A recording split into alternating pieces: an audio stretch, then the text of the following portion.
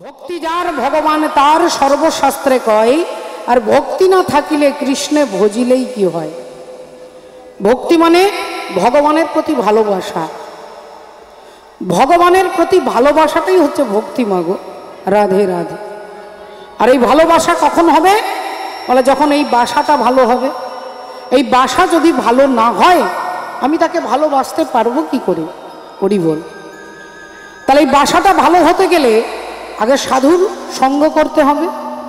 সাধুর সঙ্গ সর্বশাস্ত্রে কয়, লবমাত্র সাধু সঙ্গ জীবের সর্বসিদ্ধি হয়।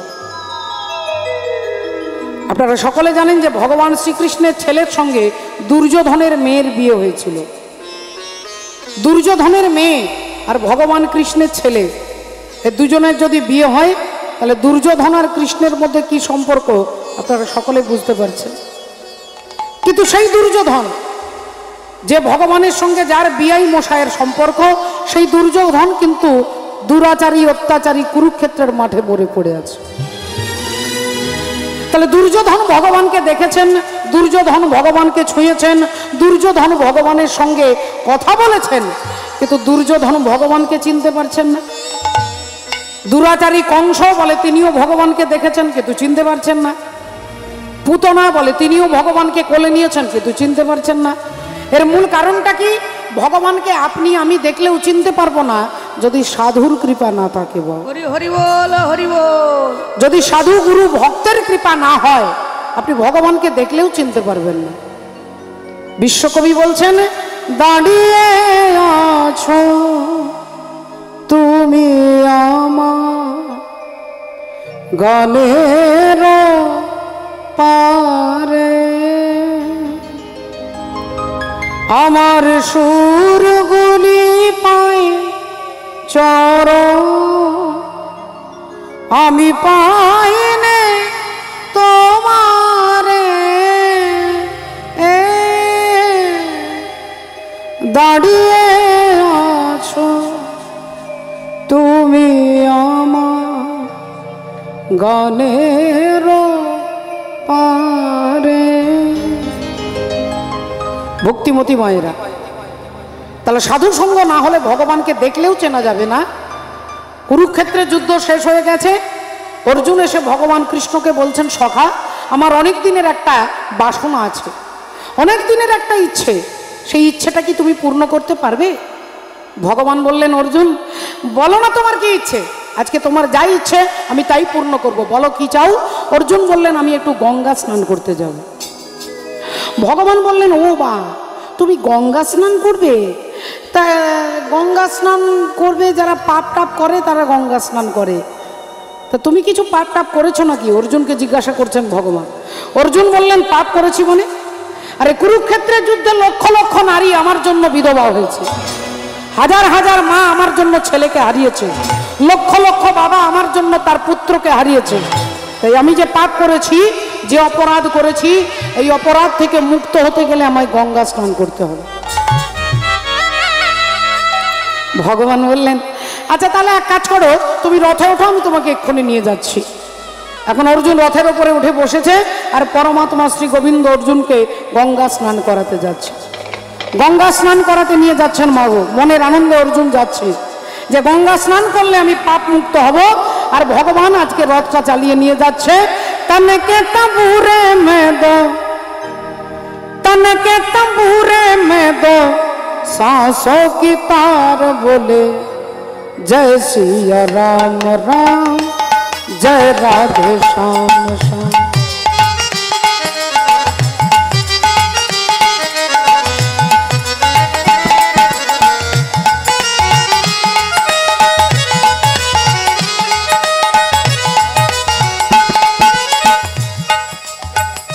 तनके तबूरे में दो,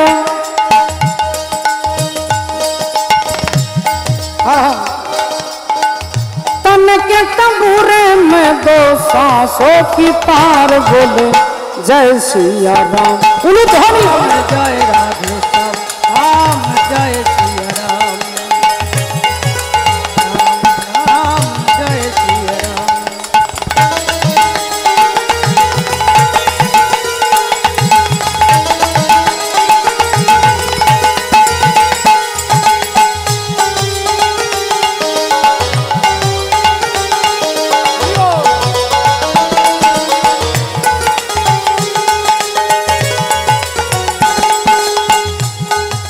लगन लगी लीलाधारी में। की बोलছে দেখো মামা, लगन लगी लीलाधारी में, जगी रे जगमग ज्योति, जगी रे जगमग ज्योति।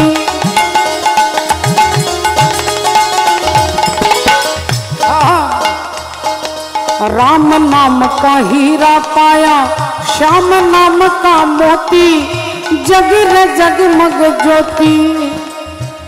मन की मुरलिया में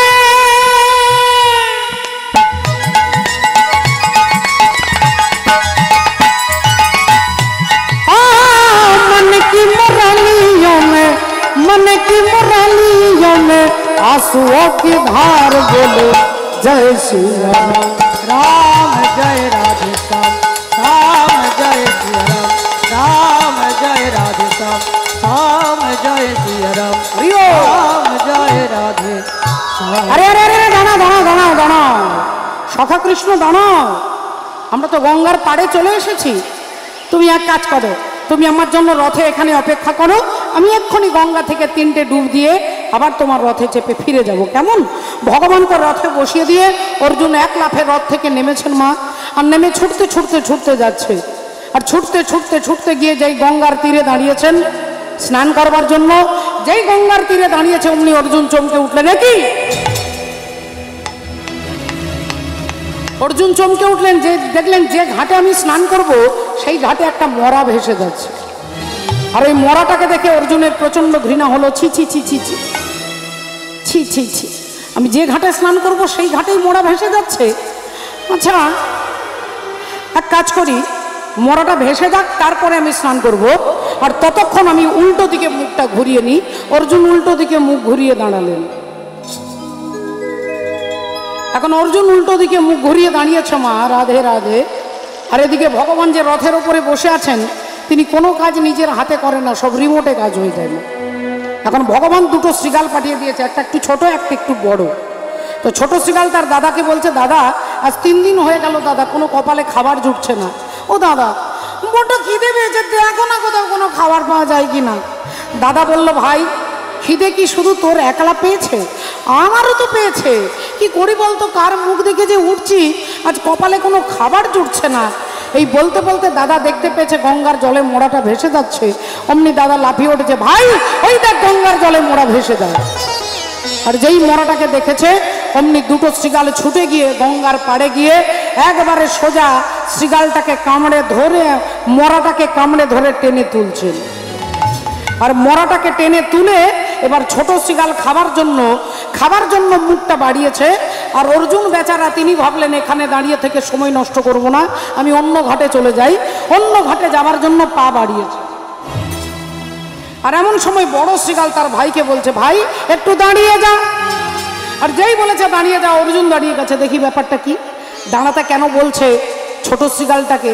তা ছোট শৃগাল বলল, দাদা আগে খাওয়া দাওয়াটা সেরে নি, তারপরে কথা বললে হতো না? দাদা বলল, ভাই তুইও খাবি আমিও খাবো, আজকে পেট ভরে খাবো, কিন্তু খাবার আগে ওই মরাটাকে দেখে নেব একটু খাওয়া যাবে কি না। তা নাও দাদা, কি করবে তাড়াতাড়ি করো। এখন বড় শৃগাল মরাটার 3টে জায়গার গন্ধ নিয়েছে মা, এই কানে, এই মুখে আর এই বুকে। এই কানে মুখে আর বুকে এই 3টে জায়গার গন্ধ নিয়ে দাদা তার ভাইকে বলছে, ভাই এই মরা খাওয়া যাবে না। বলে কেন খাওয়া যাবে না, সারা জীবন মোড়া খাই, এই মোড়া খাওয়া যাবে না? বললেন না ভাই এই মোড়া খাওয়া যাবে না, কারণ এর কানে গন্ধ নিয়ে দেখলাম এই লোকটার মৃত্যু পর্যন্ত গুরু দীক্ষা হয়নি। আর তুই তো জানিস ভাই, যতদিন জীবের গুরুকরণ নাহি হয়, পশু বলি সেই প্রাণীকে জানিবে নিশ্চয়। হরি হরি বল। তাহলে কানে গন্ধ নিয়ে দেখলাম লোকটার মৃত্যু পর্যন্ত গুরু দীক্ষা হয়নি। বললেন তাহলে দাদা তুমি ওর মুখে গন্ধ নিলে কেন? বলে মুখের মধ্যে গন্ধ নিয়ে দেখলাম যে 24 ঘন্টার মধ্যে সারাদিনে একবারও নিতাই গৌর প্রেমানন্দে হরি বল বলে। সারাদিনে একবারও মুখ দিয়ে হরিনাম উচ্চারণ করে কিনা। এ বেটার মুখে গন্ধ নিয়ে দেখলাম 24 ঘন্টার মধ্যে একবারও ভগবানের নাম বলে না, কিন্তু মরবার আগে যে বাজারে তিরঙ্গা খেয়েছে সে তিরঙ্গার গন্ধ কিন্তু এখনো বেরোচ্ছে। বলে দাদাকে তাহলে বুকে গন্ধ নিলে কেন? না বুকের মধ্যে গন্ধ নিয়ে দেখলাম যে লোকটা কসমিন কালে কোনো ভক্তকে জড়িয়ে ধরে আলিঙ্গন করে নাই ভাই। এর মধ্যে কোনো কোয়ালিটি নেই, কোনো গুণাগুণ নেই। এ না করেছে সাধু সঙ্গ, না ভক্ত আলিঙ্গন, না বলেছে হরি কথা, দিবারাত্রি সংসারের নেশায় ডুবে আছে। তাই একে আমিও খাবো না, তুইও খাবি না, চল একে ফেলে দিয়ে চলে যাই। মরাটাকে ফেলে দিয়ে দুটো শিগাল চলে যাবে, এমন সময় বড় শিগাল মরাটাকে একটা লাথি মেরেছে। আর লাথি মেরে দিয়ে যেই চলে যাচ্ছে অমনি ভাই বলে উঠলো, দাঁড়াও দাদা, আগে তুমি আমাকে বলো একে লাথি মারলে কেন, একে তুমি লাথি মারলে কেন? দাদা বললেন, তোকে কতবার বলবো, এ পাপি তাই একে লাথি মেরেছে। ভাই বলল, দাদা মিথ্যে কথা বলবে না, এ পাপি বলে তুমি লাথি মারতে পারোনি, এ মরে গেছে বলে লাথি মারতে পেরেছো। এ যদি বেঁচে থাকতো তুমি লাথি মারতে পারতে? দাদা বললেন, হ্যাঁ পারতাম। ভাই বলল, ঠিক আছে, তোমাকে এক্ষুনি একটা জ্যান্ত পাপি দেখাচ্ছি যে এর থেকেও আরো বড় পাপি। দাদা বলল, দেখা কোথায় সেই জ্যান্ত পাপি, দেখা। ভাই বলল, কেন? ওই যে ভদ্রলোক উল্টো দিকে মুখ ঘুরিয়ে দাঁড়িয়ে আছেন, ওই ভদ্রলোক হচ্ছে এর থেকে আরো ভয়ঙ্কর পাপী। আর যেই বলেছে দাদা চিৎকার করে উঠেছে, চুপ! সর্বনাশ, সর্বনাশ, তুইও মরবি, আমাকেও মারবি, তুই নিজেও মরবি আর আমাকেও মারবি, শীঘ্রই এখান থেকে পালা, শীঘ্রই এখান থেকে পালা। ভাই বলল, দাদা এত ভয় পেয়ে যাচ্ছ, কাঁপছ, ঘেমে যাচ্ছ, ব্যাপারটা কি বলো তো দাদা, কি ব্যাপার, এত ভয় পাচ্ছ কেন? দাদা বলল, তুই কাকে পাপী বলেছিস, তুই কাকে জ্যান্ত পাপী বলছিস, ওই ভদ্রলোককে তুই চিনিস? ভাই বলল, হ্যাঁ দাদা চিনি।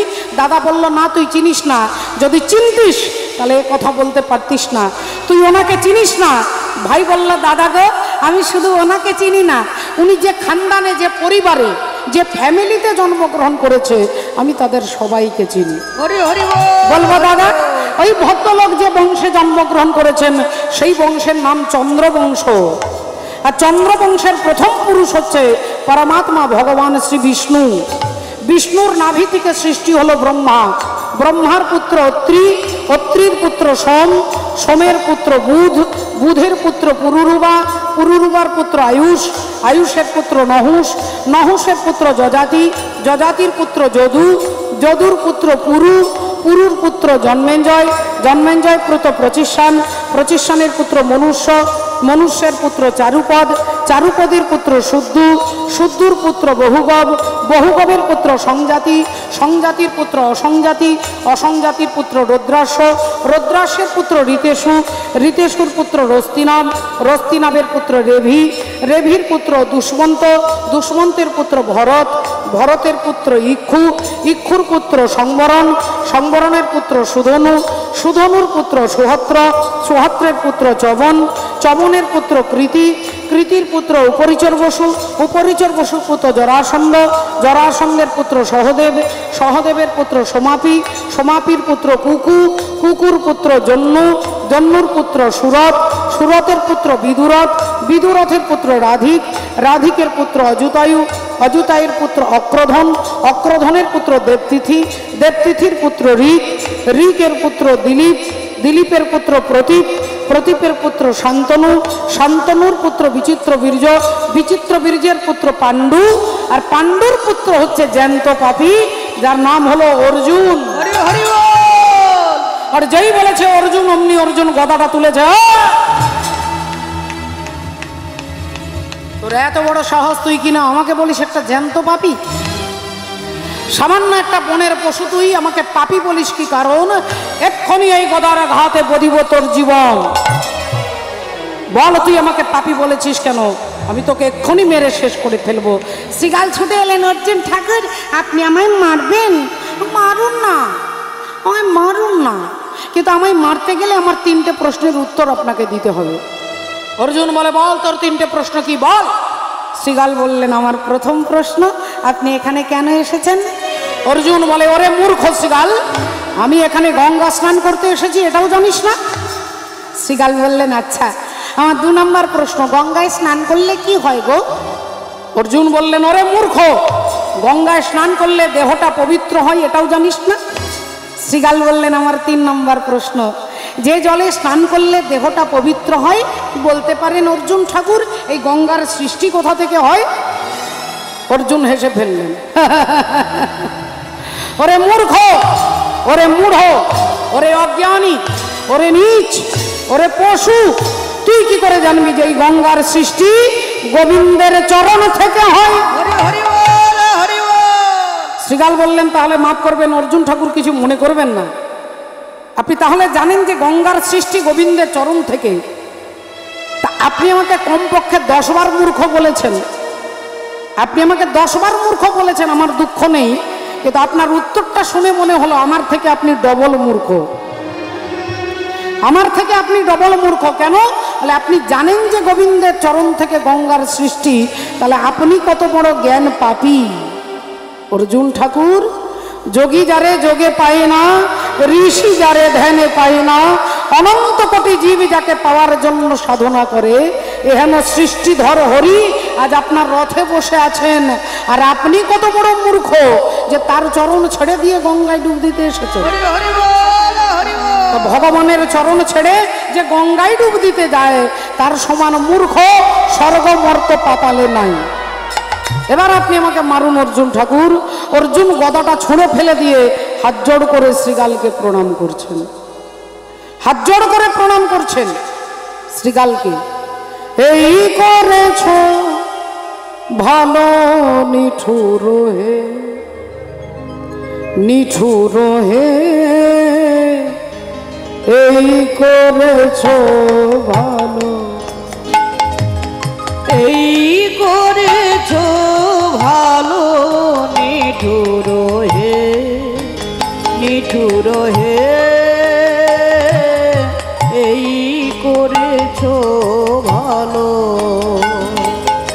এমনি করে হৃদয়ে মোর তীব্র দহন জানো নিঠুর হে, নিঠুর হে, এই করেছ ভালো। আমার ধূপ না পড়ালে গন্ধ কিছুই নাহি ঢালে, আমার ধূপ না পড়ালে গন্ধ কিছুই নাহি ঢালে, আমার দীপ না জানালে দেয় না কোনো আলো। নিঠুর হে, নিঠুর হে, এই করেছ ভালো, এই করেছ ভালো। নিঠুর হে, নিঠুর হে, এই করেছ ভালো। তাহলে ভক্তিমতী মায়েরা দেখুন, একটা শ্রীগালের কথা শুনে অর্জুনের চেতনা ফিরে এলো। এই কারণে বললেন আগে সাধু সঙ্গ করতে হবে না। এই যে হরি কথা শুনতে এসেছেন, ভগবানের কথা শুনলে কি হবে? বলে মনের ময়লা দূরীভূত হবে। তাই আসুন চৈতন্য মহাপ্রভু একবার চিৎকার করে বললেন, নিতাই গৌর সীতানাথ প্রেমানন্দে হরি। হরি হরি বল। মহাপ্রভু বললেন, কলিযুগে একমাত্র এটাই হচ্ছে পথ, এটাই হচ্ছে একমাত্র গতি, এটাই হচ্ছে জীবের মুক্তি। হাসি মাখা বদনে আর ছল ছল নয়নে, ও গো আনন্দ কাননে মন ভ্রময় নিবার।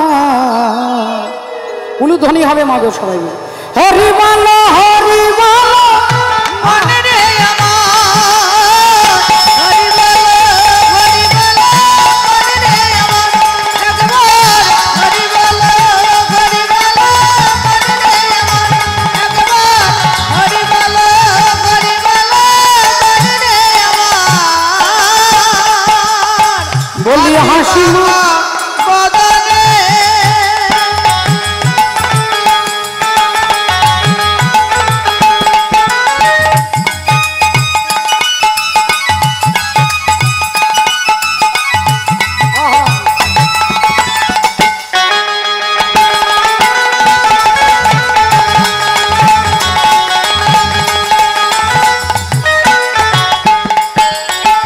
ওরে গতি নাই, গতি নাই এই হরি নাম ছাড়া, কণ্ঠ ভরিয়া গাও হয়ে আত্মহারা।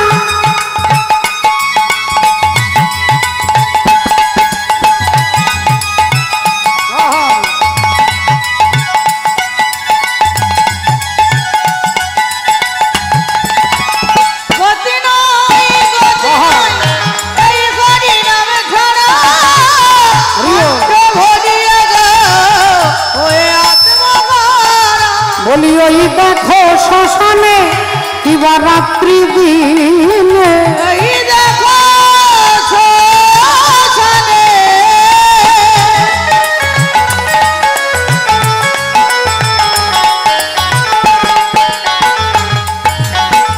ওই দেখো শ্মশানে কিবা রাত্রি দিনে, ওগো পুড়িতেছে মানুষের কত অহংকার। হরি বল হরি বল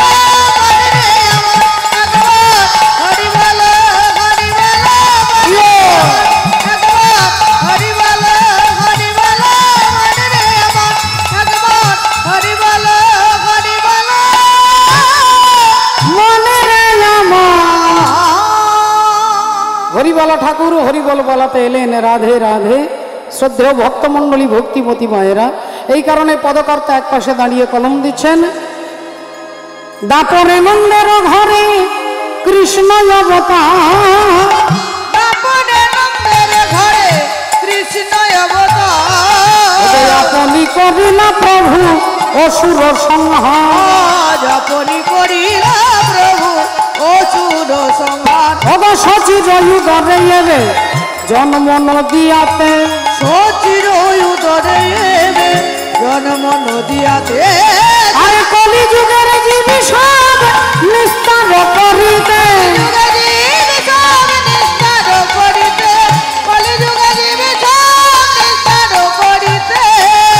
বাসুদেব ঘোষ কহে মনে করিয়া আশা, আজি গৌর পদ দ্বন্দ্ব মনে করিয়া ভরসা, করিয়া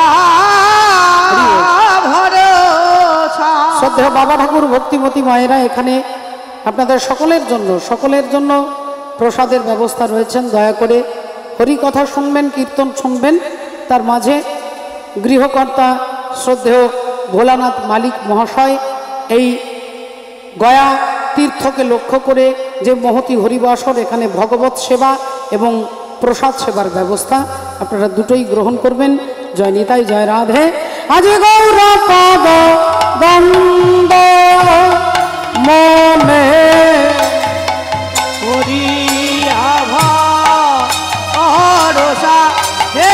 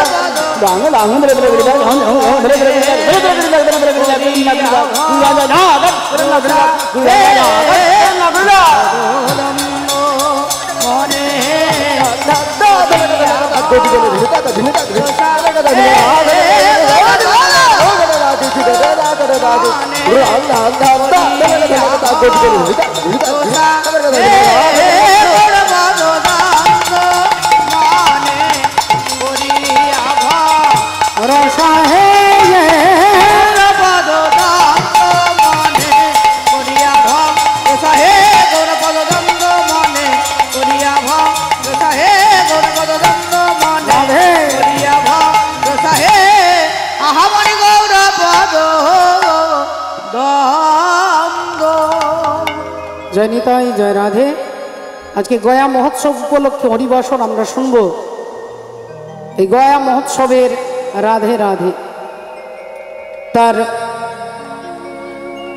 মূল তথ্য আমরা যার মধ্য থেকে শুনব যে গয়া মহোৎসবে তিনি আজকে যিনি করছেন ভোলানাথ মালিক মহাশয়, তার গুরুত্ব কি, ভগবানের নামের গুরুত্ব কি, আজকে যার মধ্য থেকে জানবো তিনি হচ্ছেন ভক্ত গোকর্ণের কথা। আমরা ভক্ত গোকর্ণের তথ্য শুনবো। আমরা একটি ভজনের মধ্য দিয়ে ভজন রাজ্যে প্রবেশ করব। একবার সবাই মিলে বলবো, বলো ভগবান কৃষ্ণচন্দ্র কি জয়, বলো রাধা রানী কি জয়, বলিয়ে ভাগবত মহাপুরাণ কি জয়, অনন্ত কোটি ভক্তবৃন্দ কি জয়, নিতাই গৌর সীতানাথ প্রেমানন্দে হরি বল হরি হরি বল হরি বল হরি হরি বল। रंग दे चुनरिया रंग दे चुनरिया रंग दे चुनरिया और रंग दे रंग दे रंग दे रंग दे रंग दे रंग दे रंग दे रंग दे और रंग दे चुनरिया।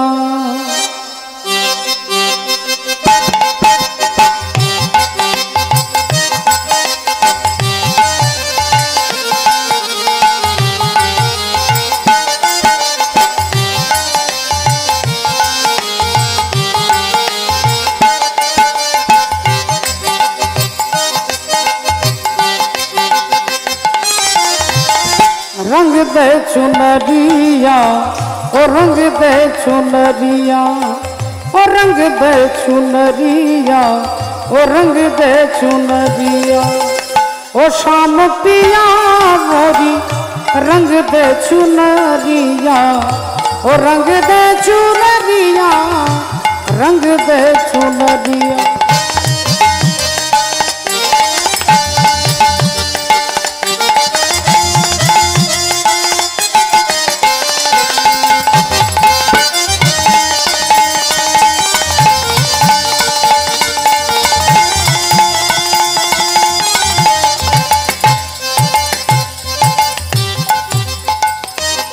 शाम पिया मोरी रंग दे चुनरिया, बिना रंगाए मैं तो घर नहीं जाऊंगी,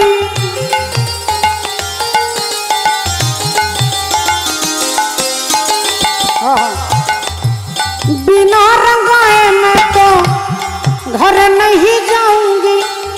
हो बीत ही जाए चाहे बीत ही जाए चाहे ये सारी उमरिया ओ शाम पिया मोदी रंग दे चुनरिया।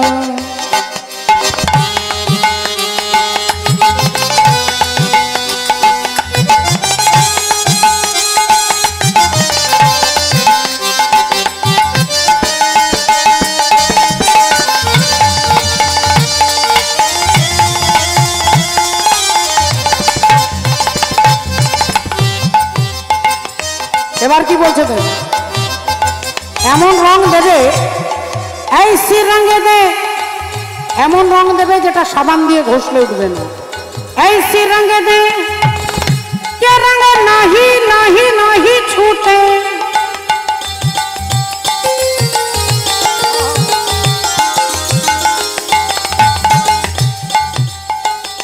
जल से पतला कौन है कौन भूमि से भारी, और कौन अगन से तेज है कौन काजल से कारी। जलेर थेके पातला की, माटिर थेके भारी की, आगुनेर थेके ताप की, और काजलेर थेके कालो की। उत्तर दिच्छेन मीराबाई। जल से पतला पतला पतला पतला,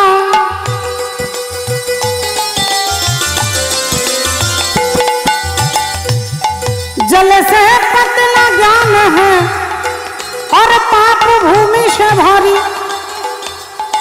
क्रोध अगन से तेज है, क्रोध अगन से तेज है, और कलंक काजल से कारी। रंग दे चुनरिया और रंग दे चुनरिया और रंग दे चुनरिया और रंग दे चुनरिया और रंग दे चुनरिया ओ रंग दे चुनरिया, रंग दे चुनरिया, ओ रंग दे चुनरिया। श्री गुरु निताई गौर प्रेमानंदे। हरि हरि बोल, हरि बोल, हरि हरि बोल। भक्त गोकर्णेর কথা জানতে গেলে, তার তথ্য জানতে গেলে আমরা শুনবো মা। আজকে আপনারা কীর্তন শুনছেন, ভাগবত শুনছেন, হরি কথা শুনছেন। প্রশ্ন করবেন যে কেন কীর্তন শুনবো, কেন হরি কথা শুনবো? যদি বলেন কেন শুনবো, আজকে তারই উত্তর আপনারা এই পালার মধ্য থেকে জানতে পারবেন। হরি বল। এক সুন্দর গ্রাম উত্তম নগর, সেই গ্রামে একজন ব্রাহ্মণ বাস করতেন, যার নাম হচ্ছে আত্মদেব ব্রাহ্মণ। আত্মদেব। উত্তম নগর অতি মনোহর, তুঙ্গভদ্রা নদীর তটে, আজি উত্তম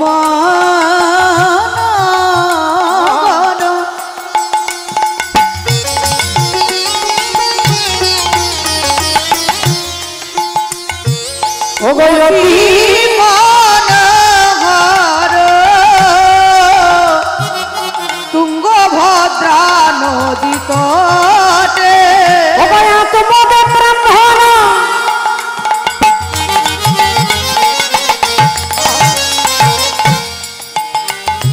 বলি আত্মদেব ব্রাহ্মণ দেখে যা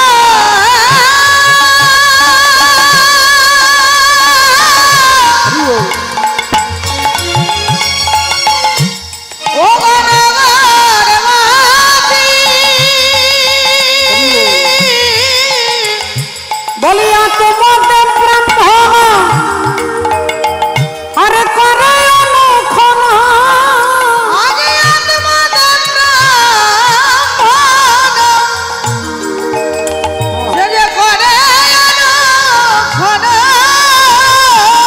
ওগো হরি নাম সদা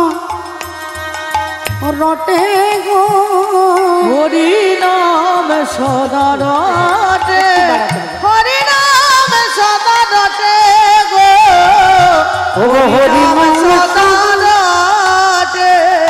দিবানিশি হরি হরি হরি বলে, সে যে হরি হরি হরি বলে, হরি হরি হরি বলে, ও যে নয়নে জলে বুক ভাসায়ে, সে যে হরি হরি হরি বলে, নয়ন জলে মুখ ভাসায়, বলি হা কৃষ্ণ গোবিন্দ বলে, নয়ন জলে মুখ ভাসায়, হা কৃষ্ণ গোবিন্দ বলে, ভাসে দুটি নয়ন জলে, হা কৃষ্ণ গোবিন্দ বলে, ভাসে দুটি নয়ন জলে, হা কৃষ্ণ গোবিন্দ বলে, ভাসে দুটি নয়ন জলে, সদা হরি হরি হরি হরি বলে।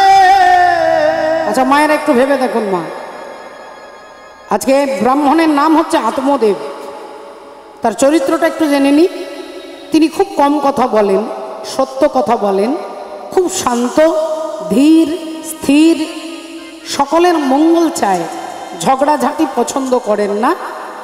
দিনরাত্রি নিজের কাজেই তিনি ব্যস্ত থাকেন, ভগবানের নাম স্মরণ করেন, যজ্ঞ করেন, তর্পণ করেন, তার কোনো কাজের মধ্যে ত্রুটি নেই মা। তার ঘর আছে, বাড়ি আছে, জমি আছে, জায়গা আছে, ধন সম্পদ অর্থ কোনো কিছুর অভাব নেই, কিন্তু তার একটাই অভাব, সেটা হচ্ছে তার কোনো সন্তান নেই। এটাই তার মনের মধ্যে ব্যথা, এটাই তার দুঃখ। গোটা গ্রামের লোক তাকে এক কথায় সকলে ভালোবাসেন, সবাই শ্রদ্ধা করেন, সবাই তার হয়ে বলে ঠাকুর এনার যেন একটা ছেলে হয়, একটা যেন সন্তানের মুখ দেখে। এবার তার স্ত্রী সম্পর্কে একটু জেনে নি মা। স্ত্রীর নামটা এর আগে আপনারা কোনোদিন কারো শোনেননি, এরকম নাম কখনো শোনেননি মা গো। স্বামীর নাম হচ্ছে আত্মদেব, স্ত্রীর নাম হচ্ছে ধুন্দলি। ধুন্দলি মানেটা কি? না না আলো না অন্ধকার, না আলো না অন্ধকার, এই অবস্থাটাকে কি বলে মা? গোধূলি, তাকে হিন্দিতে ধুন্দলি বলে। তাহলে আবছা আলো, আবছা অন্ধকার, রাধে রাধে। এবার তার স্বভাবটা একটু জেনে নিন। পাড়ার এমন কোনো ব্যক্তি নেই, এমন কোনো মহিলা নেই যে তার সঙ্গে তার ঝগড়া হয়নি। যখন স্বামী ঘরে থাকে না তখন এমন চিৎকার করে যে ঘরের চালে কাক বসবে না মা।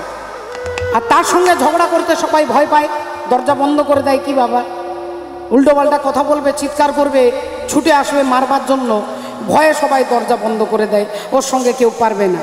অথচ তার স্বামী এত বিনম্র, এত ভদ্র। স্বামীর এত দুঃখ, একটা ছেলে নেই, আর ধুঁধলি বলে তার কোনো ব্যাপার নেই, সে আনন্দে থাকে, দিনরাত্রি চিৎকার করে, চেঁচামেচি করে, হরিভজন করে না, ভগবানের নাম স্মরণ করে না, সারাক্ষণ কি খাবে, কি পরবে, কোথায় যাবে, এই নিয়েই নিজেকে ব্যস্ত। এদিকে আত্মদেব ব্রাহ্মণ, কত ডাক্তার, কত কবিরাজ, কত ঠাকুর দেবতা সব করলেন, কিন্তু সন্তানের মুখ দেখতে পাচ্ছেন না। একদিন মনে মনে চিন্তা করছে, এত জায়গা, এত জমি, এত টাকা, এত পয়সা কে ভোগ করবে? তাহলে এক কাজ করি, আমি এই জীবনটাই রাখবো না। আত্মহত্যা করবার জন্য তিনি জঙ্গলে চলে গেছেন। জঙ্গলে চলে গেছেন, রাধে রাধে ভক্তিমতী মায়েরা। আর জঙ্গলে চলে গেছেন, ভাবছেন হয় গলায় দড়ি দেব, নইলে পুকুরে ঝাঁপ দিয়ে মরবো। এখন গাছের তলায় বসে তিনি চিন্তা করছে কি করব। মরতে আমাকে হবে, আজকে আমি মরবই, আজ আমি মরবই। তাই একটু গাছের তলায় বসে একটু চিন্তা করছে। পণ্ডিত মানুষ তো, মনে ব্যথা সন্তানের জন্য, সন্তানের জন্য একটা দুঃখ, একটা লালসা। কিসের জন্য সন্তান দরকার হয়? আপনারা মায়েরা, বাবারা এখানে আছেন, সবাই চাই যেন একটা সন্তান হয়, একটা বংশ রক্ষা হয়। কিন্তু মা, এটা এতদূর পর্যন্ত ভাবনাটা ঠিক আছে, কিন্তু এরপরে যদি ভাবেন যে ছেলেটা আমাকে দেখবে, ছেলে আমাকে খেতে দেবে, এখানেই গন্ডগোল হয়ে যাবে। সন্তান আপনাকে দেখবে না মা, সন্তান আপনাকে দেখবে না, আপনার কর্ম আপনাকে দেখবে। আপনার কর্ম যদি সঠিক হয় তাহলে সন্তান না থাকলেও দেখবে, থাকলেও দেখবে। আর যদি কর্ম গন্ডগোল হয় তাহলে 100টা ছেলে থাকলেও আপনাকে কেউ দেখবে না। রাধে রাধে। আপনারা বলবেন এই রাতে বড় কথাটার প্রমাণ কি আছে? প্রমাণ কি? বলে প্রমাণ আছে বাবা। ও যে বেটার বাবা হতে সাধে কেন চিতে, বেটার বাবা হতে সাধে কেন চিতে, বেটার বাবা হতে সাধে কেন চিতে, ওই বেটা কি তোরে করবে সুখী, বেটার বাবা হতে সাধে কেন চিতে, বেটা কি তোরে করবে সুখী, বেটার বাবা হতে সাধে কেন চিতে। বলে ছেলেই যদি সুখী করবে, একটা নয়, দুটো নয়, 5টা নয়, 10টা নয়, 100টা ছেলে ছিল মা। 100টা ছেলে কার? গান্ধারী। ঠিক বলেছেন দিদি ভাই, ঠিক বলেছেন, 100টা ছেলে। কি কি নাম? দুর্যোধন, দুঃশাসন, দুঃসহ, দুঃসল, প্রমথ, দুর্মুখ, বিবিংশতি, বিকর্ণ, জলসন্ধ, সুলোচন, বিন্দু, অনুবিন্দু, দুর্ধর্ষ, সুবাহু, দুষ্প্রদর্শ, দুমর্শন, দ্বিতীয় দুর্মুখ, দুষ্কর্ণ, কর্ণ, চিত্র, উপচিত্র, চিত্রাক্ষ, অদ্ভুত, চারু, চিত্রাঙ্গ, দুর্মদ, অনন্তর, দুষ্প্রহর্ষ, বিবিৎসু, বিকট, অম, শ্রম, পুনর্নব, পদ্মনাভ, সুসেন, নন্দ, উপানন্দ, কণ্ডদর, মহোদর, চিত্রবাহু, চিত্রবর্মা, সুবর্মা, দুর্বিরোচন, আয়বাহু, মহাবাহু, চিত্রচাপ, সুকুণ্ডল, বলাকি, অগ্রজ, ভীমবেগ, ভীমবল, ভীমবিক্রম, ভীমসর, কনকায়ু, উগ্রায়ুধ, দৃঢ়ায়ুধ, দৃঢ়ক্ষত্র, দৃঢ়বর্মা, সংকীর্তি, অনুদর, জিরাসন্দ, জড়াসন্দ, সত্যসন্দ, সহস্রবাক, উগ্রসেন, উগ্রসেবা, সেনানী, পণ্ডিতক, দুরহস্ত, সুহস্তক, বাতবেগ, বন্যা, শিশুবর্চা, আদিত্যকেতু, নাগদত্ত, নিসঙ্গী, জানহ, কবচী, দণ্ডী, দণ্ডধর, অনুগ্রহ, উগ্র, আলুলোপ, অভয়, রৌদ্রবর্মা, বিরাবী, সুধুরিগলোচন, বুড়রু, কনকাঙ্গট, কুণ্ডক, চিত্র, মহারথ। এই গান্ধারীর 100টা ছেলে ছিল, কিন্তু আপনারা জানেন ওই মা গান্ধারীকে গিয়েই দেখতে হলো তার 100টা ছেলে কুরুক্ষেত্রের মাঠে মরে পড়ে আছে। তাহলে মা ভেবেছিল আমার 100টা ছেলে, আমার যদি 90টা ছেলেও খারাপ হয়, আমার 10টা ছেলে তো আমাকে দেখবে, আমার যদি 99টা ছেলে খারাপ হয়, আমার একটা ছেলেও তো আমাকে দেখবে। কিন্তু ওই গান্ধারীকে গিয়ে দেখতে হলো কুরুক্ষেত্রের মাঠে সব মরে পড়ে আছে। ও যে শতপুত্রের বাবা, শতপুত্রের বাবা হয়ে গেল হাওয়া, ও যে শতপুত্রের বাবা হয়ে গেল হাওয়া, ধৃতরাষ্ট্র তার প্রমাণ দেখি, বেটার বাবা হতে সাধে কেন চিতে, বেটা কি তোরে করবে সুখী, বেটার বাবা হতে সাধে কেন চিতে। ওমা, এবার আপনারা মায়েরা বলবেন যে গান্ধারী ছেলেগুলো বাজে ছেলে, দুষ্টু ছেলে, নোংরা ছেলে, আমার ছেলে ভালো হলে আমাকে দেখবে না? তাহলে ভালো ছেলেও আপনাকে দেখবে না। আমার প্রমাণ ও যে চারি পুত্রের বাবা দশরথ রাজা, চারি পুত্রের বাবা দশরথ রাজা, চারি পুত্রের বাবা দশরথ রাজা, চারি পুত্রের বাবা দশরথ রাজা। গান্ধারী ছেলেরা বাজে ছেলে, কিন্তু দশরথের ছেলে তো বাজে ছেলে নয়। রাম, লক্ষ্মণ, ভরত, শত্রুঘ্ন এই চারটে যার ছেলে, তার বাবার গতি কি হলো? ও যে বাঁশি মোড়া হয়ে রইল তেলে ভাজা। ও যে চারি পুত্রের বাবা দশরথ রাজা, বাঁশি মোড়া হয়ে রইল তেলে ভাজা। তাহলে ভগবান রামের বাবাকে আপনারা দেখলেন, এবার ভগবান কৃষ্ণের বাবাকে দেখুন। কৃষ্ণ যার ছেলে, তার বাবা আছে কংসের জেলে। কৃষ্ণ যার ছেলে, তার বাবা আছে জেলে, কংসের কারাগারে। ও যে বসুদেবের হলো,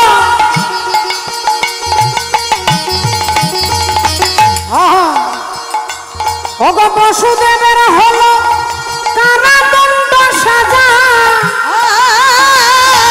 বসুদেবের হলো কারাদণ্ড সাজা।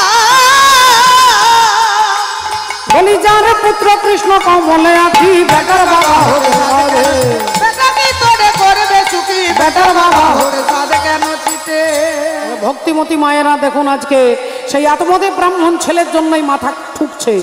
আত্মহত্যা করতে গেছে জঙ্গলে, জঙ্গলে বসে বসে চিন্তা করছে কি করব, কিভাবে মরব। না না, এই জীবন আমি আর রাখবো না, আমি বাঁচতে চাই না। আমার সন্তান ছাড়া এই সম্পত্তি, আমার ভবিষ্যৎ, আমার বংশকে রক্ষা করবে। তাই তিনি বসে আছেন অস্থির চিত্তে, কখনো উঠছে, কখনো বসছে, কখনো এগিয়ে যাচ্ছে, কখনো পিছিয়ে যাচ্ছে, একটা অস্থির অবস্থা। আর এর মতো সময় সেই রাস্তা দিয়ে আসছেন একজন বৈষ্ণব ঠাকুর, হাতে তালি দিয়ে নাম করতে করতে আসছে। তিনি আসছেন আনন্দ মনে। চাহা গাই চিন্তা গাই মনवा বেপরवाह, যাকো কুছ না চাহিয়ে ওহি সাহিংসা। আনন্দে আসছেন বৈষ্ণব ঠাকুর নাম গান গাইতে গাইতে। ভক্তিমতী মায়েরা রাধে রাধে।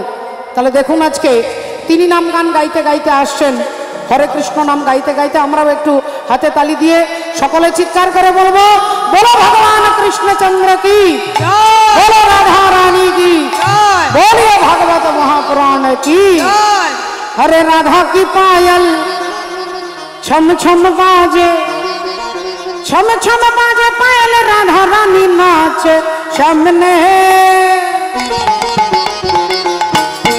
छेड़ा तराना, राधा कसम दीवाना, मैंने तेरा तराना, राधा कसम दीवाना।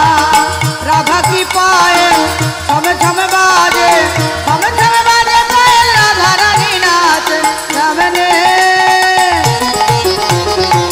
सामने तेरा तराना, राधा कसम दीवाना, मैंने तेरा तराना, राधा कसम दीवाना।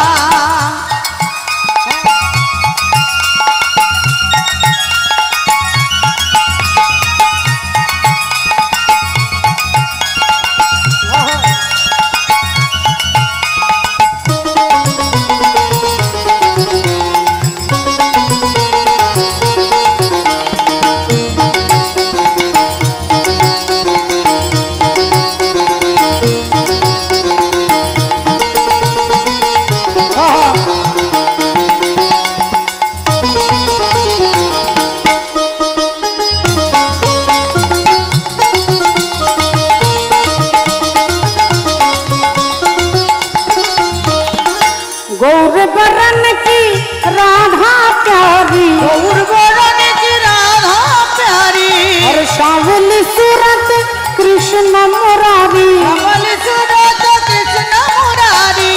गौर बरन की राधा प्यारी, गौर बरन की राधा प्यारी, कमल सूरत कृष्ण मुरारी। प्रेम का मंत्र सुहाना, राधा का संग दीवाना। मैंने तेरा तराना, राधा कसम दीवाना। पायल छम छम बाजे, छम छम बाजे पायल, राधा रानी नाचे सामने मैंने तेरा तराना, राधा कसम दीवाना। मैंने तेरा तराना, राधा कसम दीवाना।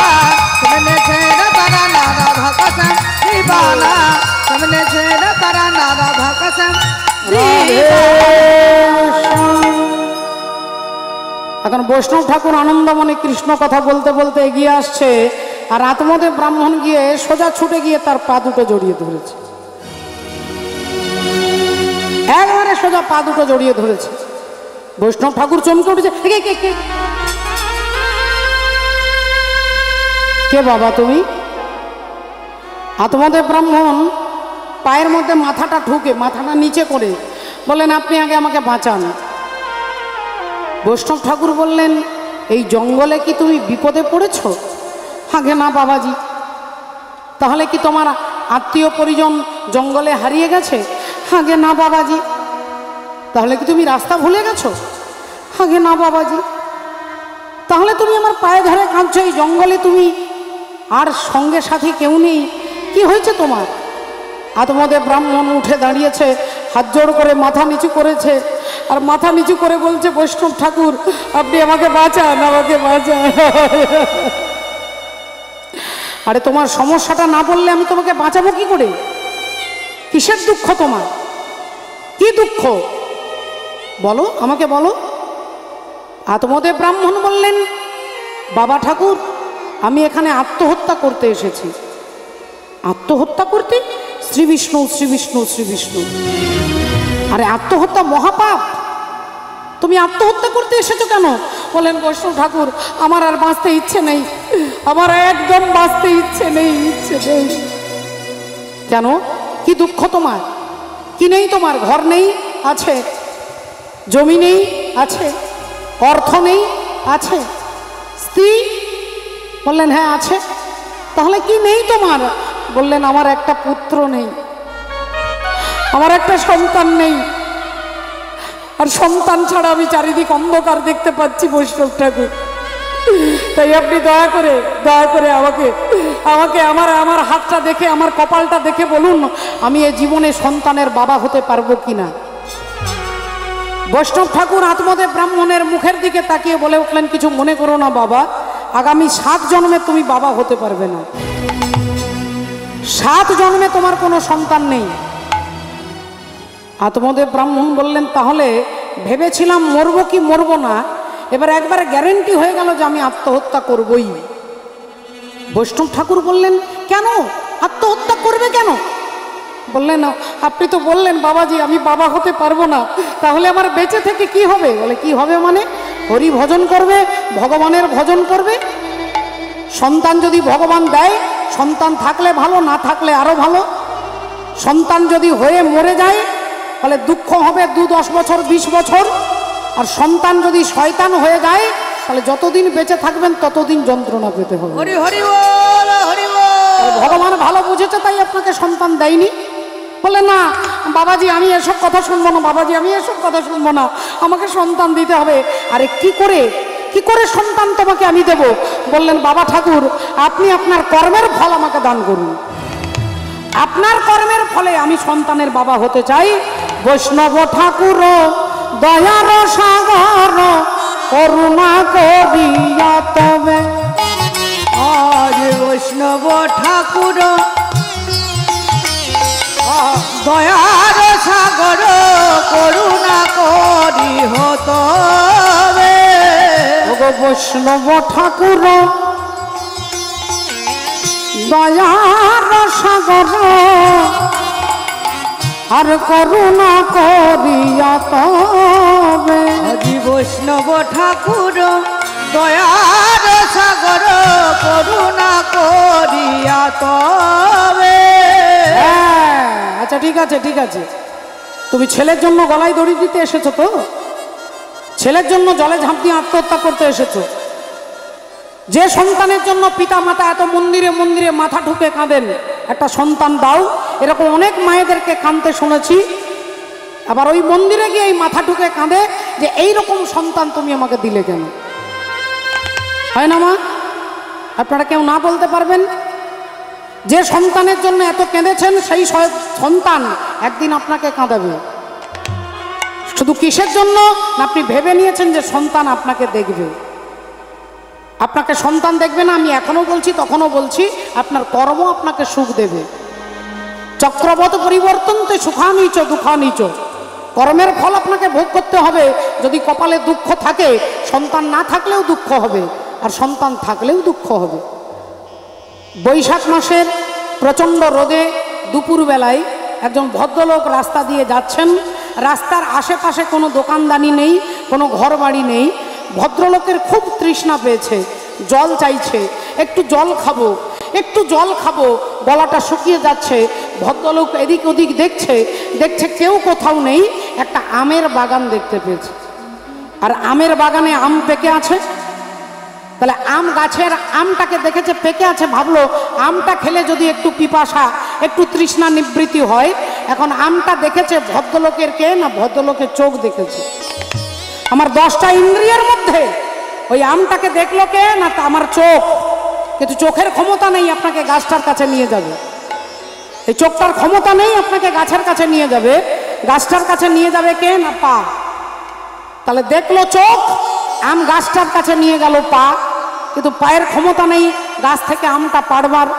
আমটা পাড়বার জন্য সাহায্য করবে কে, বলে হাত। তাহলে হাত দিয়ে আমটাকে পাড়া হলো। আমের ছালটা ছুলে, আমের আটিটাকে ফেলে, আমের শাঁসটা হাত নিয়ে কি করলো, হাত দিল মুখে। হাতটা দিল মুখে, আর মুখ পাঠিয়ে দিল সোজা পেটে।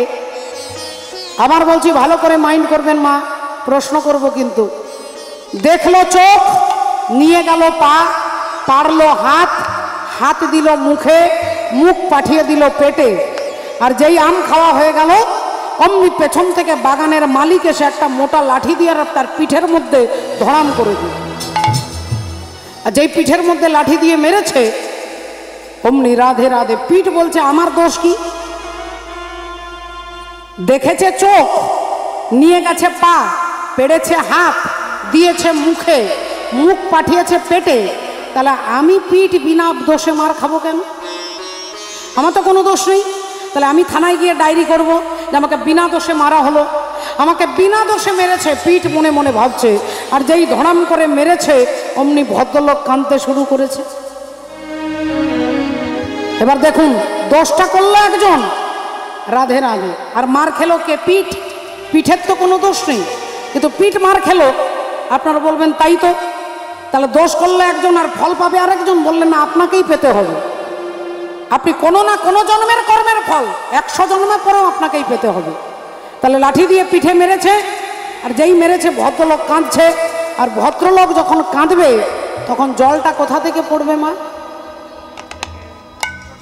চোখ থেকে আছে। তাহলে প্রথমে দোষটা কে করেছিল? তাহলে কাকে কাঁদতে হলো? তাহলে যে দোষ করেছে তাকেই কাঁদতে হবে। ওটা গানটা শুনেছেন? আমি সখাত সলিলে ডুবে মরি শ্যামা, দোষ করো নয় গো মা। আমি সখাত সলিলে ডুবে মরি শ্যামা, দোষ করো নয় গো মা। আমার ধর্ম ধর্ম হলো কোদণ্ড স্বরূপ, পুণ্য ক্ষেত্র মাঝে আমি বাঁধিলাম কূপ। আর সে কূপে বেড়িল কালের রূপ জল, কালো বন রমা মা, দোষ করো নয় গো মা। তাহলে আত্মবোধের ব্রাহ্মণ বলছে, আপনার কর্মের ফল আমাকে দান করুন। আমি বাবা হতে চাই, আমি সন্তান ছাড়া বাঁচবো না। বৈষ্ণব ঠাকুর কি করলেন না, নিজ কর্মের ফল বৈষ্ণব ঠাকুর দিলেন আত্মদেব ব্রাহ্মণকে। একটা ফল এনে ঝোলা থেকে একটা ফল বার করে বললেন, এই নাও, এই ফলটা তুমি তোমার স্ত্রীকে দেবে, আর তোমার স্ত্রী এই ফলটা খেলে তিনি সন্তানের মা হতে পারবে। যাও। ফলটা নিয়ে আত্মদেব ব্রাহ্মণ আনন্দে ছুটতে ছুটতে যাচ্ছে।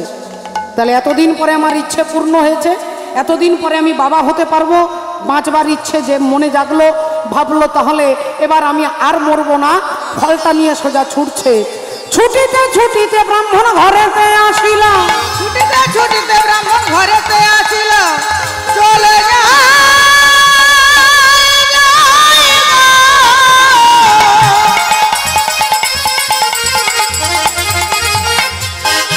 চলে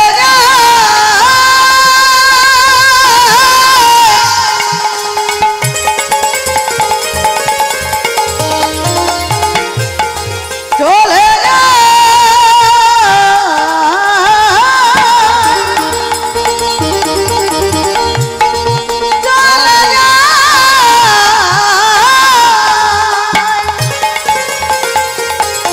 আজ ছুটিতে ছুটিতে ব্রাহ্মণ ঘরেতে আইলা, ছুটিতে ছুটিতে ব্রাহ্মণ ঘরেতে আইল, আর সাধুর দেওয়া ফল তখন স্ত্রীর হাতে দিলা। সাধুর দেওয়া ফল তখন স্ত্রীর হাতে দিলাম, সাধুর দেওয়া ফল তখন স্ত্রীর হাতে দিলাম। বললেন এই যে ধুন্দলি আই নাও, ধরো ধরো ধরো, এই ফলটা ধরো। আর সে মাদুর পেতে বারান্দায় বসে আছে, মা বারান্দায় বসে আছে, একটু হাওয়া খাচ্ছে। রাধে রাধে। স্বামী যেই ফলটা দিয়েছে, স্ত্রী জিজ্ঞাসা করলো, স্বামী এটা কি ফল? স্বামী বললেন আনন্দে হেসে হেসে, তুমি মা হতে পারবে? এতদিন পরে তুমি মা হবে, আমি বাবা হব। একজন বৈষ্ণব ঠাকুর এই ফলটা দিয়েছে, এই ফল কিন্তু তুমি যত্ন করে খেও। স্ত্রীর হাতে ফলটা দিয়ে আত্মদেব ব্রাহ্মণ আনন্দে তিনি নিজের কাজে বেরিয়ে গেলেন। এখন ফল হাতে ধরে ধুন্দলি বসে আছে। ধুন্দলির মুখ একবার বাংলার পাঁচের মতো হয়ে গেছে, বাংলার পাঁচের মতো হয়ে গেছে। আপনারা বলবেন আত্মদেব ব্রাহ্মণ বাবা হতে চায়, তাহলে ইনি নিশ্চয়ই মা হওয়ার কথা শুনলে দীর্ঘ 14 বছর পরে সন্তানের মুখ দেখবে, মা হবে, একটা আনন্দের ব্যাপার। কিন্তু ধুন্দলির কোনো আনন্দ নেই, কারণ তার একটু সমস্যা আছে। সমস্যাটা কি আপনারা শুনতে পাবেন। এখন ফলটা হাতে ধরে আর মুখটা নিচের দিকে করে, মুখ গোমড়া করে বসে আছে।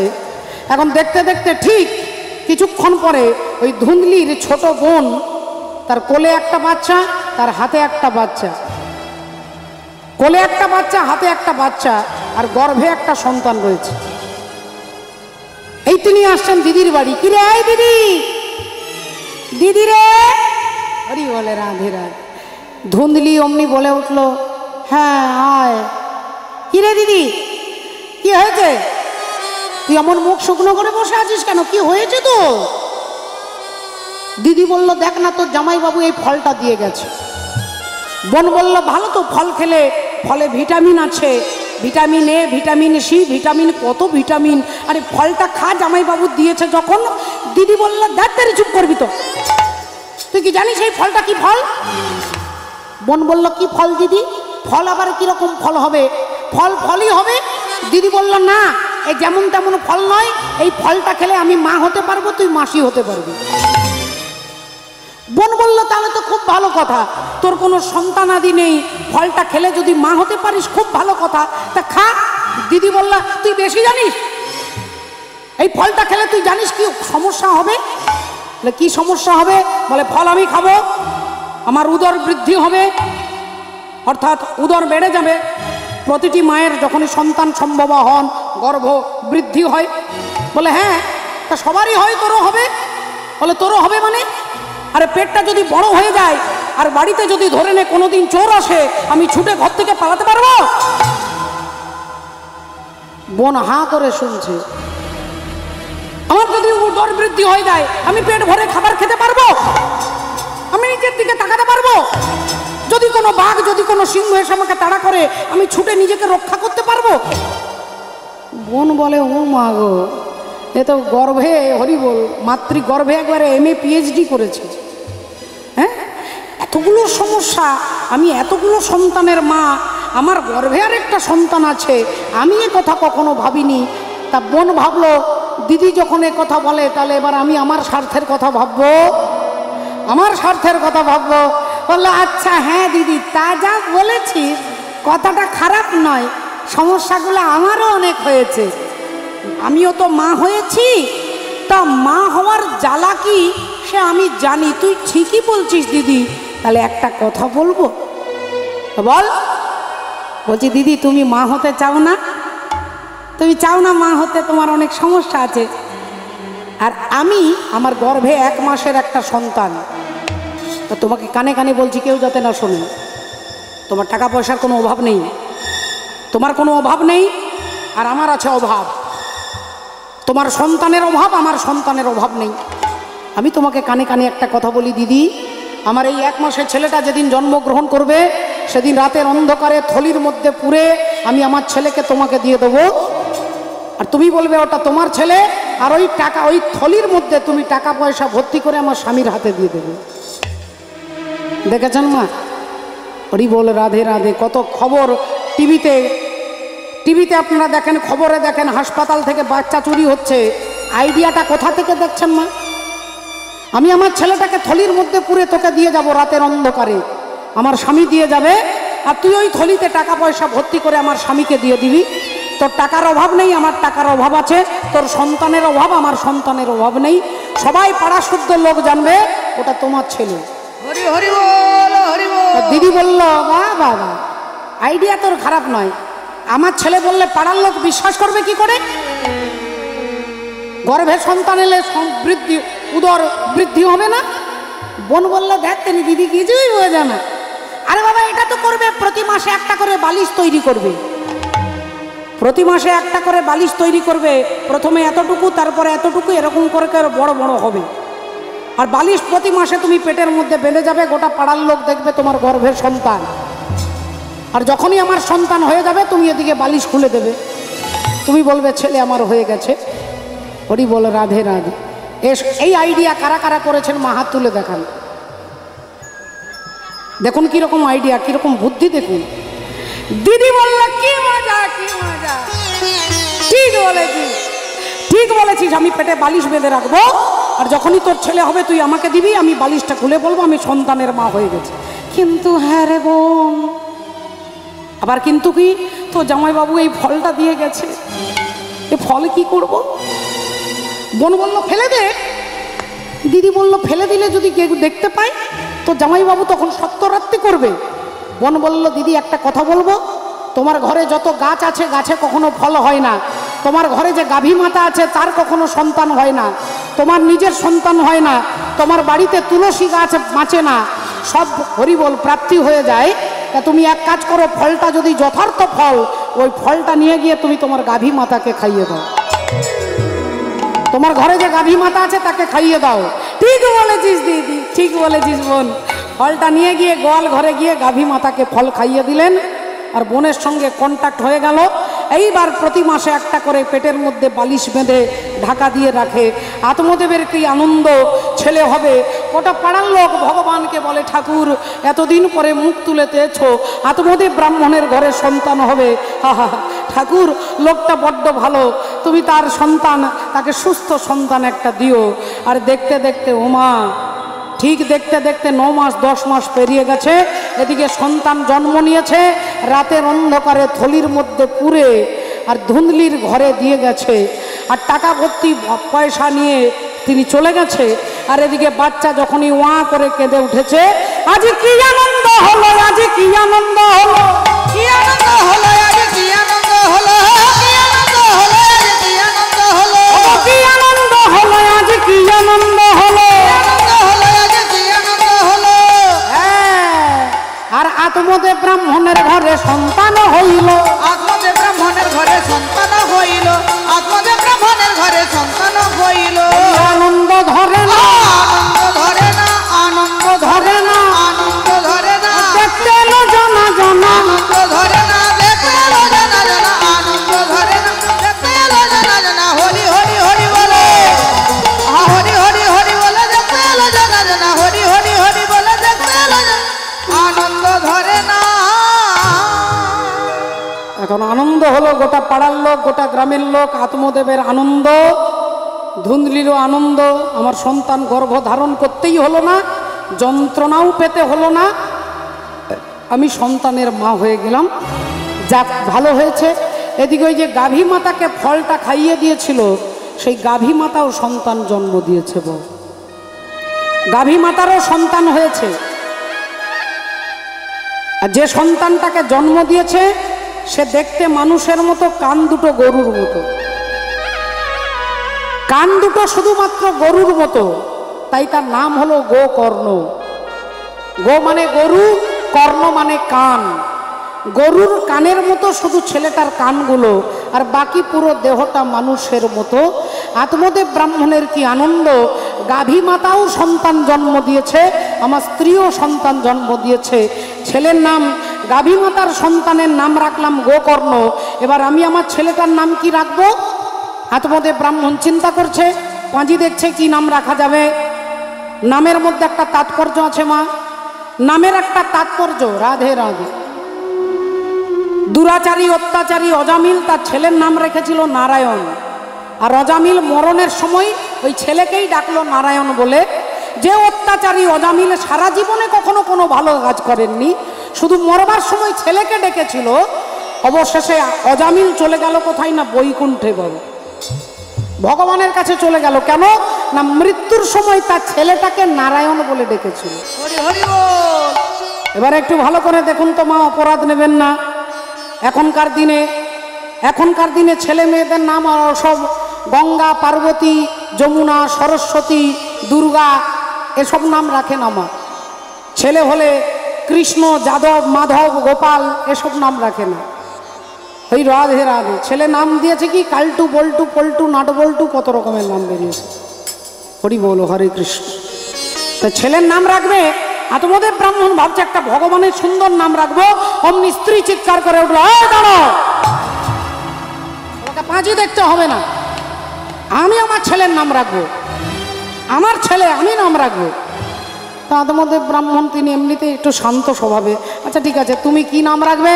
তাহলে আমার নাম ধুন্দলি, আমার ছেলের নাম হবে ধুন্ধকারী, আমার ছেলের নাম হবে ধুন্ধকারী। দেখুন নামের তাৎপর্য। ধুন্ধকারী মানে অন্ধকারের যাত্রী, অন্ধকারকে পছন্দ করে, ধুন্ধকারী। রাধে। তাহলে একটু ভেবে দেখুন তো মা, একটু ভালো করে ভেবে দেখুন। কানা ছেলে, চোখে দেখতে পায় না, তার নাম রাখা হয়েছে কিনা পদ্মলোচন, পদ্মের মতো চোখ। এটা যেমন বিড়ম্বনা। একজন ভদ্রলোক ছিলেন মা, তার নাম হচ্ছে দানচন্দ্র। নামটা দানচন্দ্র, কিন্তু সারা জীবনে একটা টাকাও কাউকে দান করেননি। না তীর্থে গেছে, না বৈষ্ণব সেবা, না ভক্তের সেবা, না দেশের সেবা, না আর্তদের সেবা, না দুঃখীর সেবা, না ভগবত ধামে, না মন্দিরে, না কোনো তীর্থে একটা টাকাও কখনো খরচা করেনি। সেই ভদ্রলোকের নাম হচ্ছে দানচন্দ্র। এখন তার বয়স হয়ে গেছে দিনে দিনে 70-75 বছর বয়স। একদিন স্ত্রী বললো, বলি হ্যাঁ গো, তোমার কি এতটুকু লাজ লজ্জা কিছু নেই? সারা জীবনে তো কোথাও নিয়ে গেলে না, কোনো তীর্থেও গেলে না। বলি সামনে, আমাদের সামনেই গঙ্গা, মাত্র 12 কিলোমিটার দূর, তা একটু গঙ্গাতে অন্তত স্নান করে আসতে তো পারো নাকি? এর জন্যও কি টাকা লাগবে? তাহলে ঠিক আছে, তা তুমি যখন বলছো আচ্ছা ঠিক আছে কালকে চলে যাব। পরের দিন সকাল সকাল বেরিয়েছে মা, 12 কিলোমিটার। এর জন্য কোনো টোটো ভাড়া করবে না, ভাড়া দিতে হবে। পায়ে হেঁটে যাচ্ছে, খালি পায়ে যাচ্ছে, জুতো পরলে জুতো যদি ক্ষয়ে যায়, খালি পায়ে যাচ্ছে মনে। 12 কিলোমিটার দূর হাঁটতে হাঁটতে চলে গেছে গঙ্গার পাড়। এখন গঙ্গার অন্যান্য ঘাটে কোনো ব্রাহ্মণ আছেন, দেখছেন যারা গঙ্গা স্নান করতে আসছে, গঙ্গার জল হাতে নিয়ে আচমন করাচ্ছেন, গঙ্গা পুজো করাচ্ছেন।